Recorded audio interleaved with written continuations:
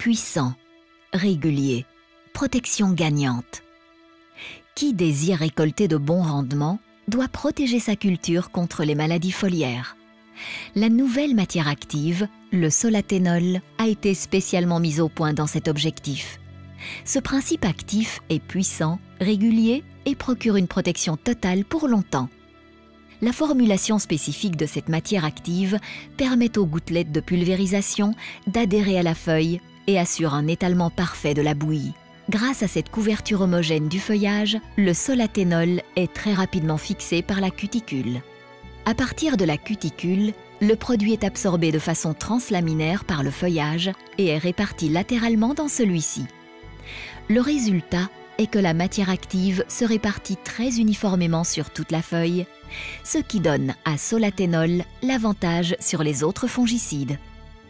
Au cours de l'infection mycélienne, les tubes germinatifs en croissance absorbent la matière active par contact avec la surface foliaire ou via le tissu cellulaire si le mycélium est déjà entré dans la feuille par les stomates.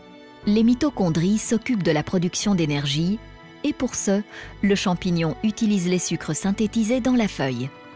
C'est ainsi que le parasite peut se développer.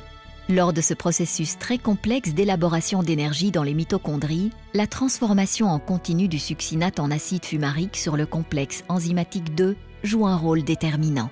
C'est là qu'intervient solathénol en bloquant efficacement ce processus.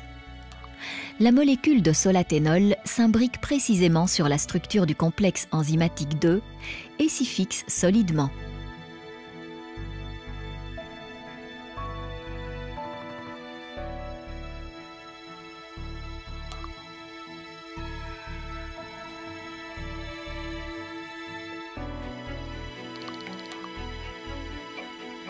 Les mitochondries sont déconnectées et l'élaboration d'énergie s'arrête, ce qui bloque la croissance du mycélium qui finit par mourir.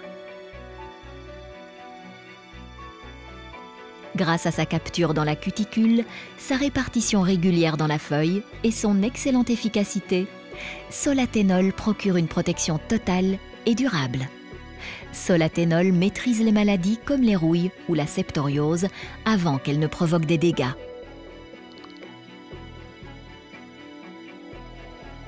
L'eau et les éléments nutritifs circulent dans la feuille sans entrave. Les feuilles protégées produisent le maximum de sucre. Ensuite, ces sucres sont transférés librement des feuilles vers les épis.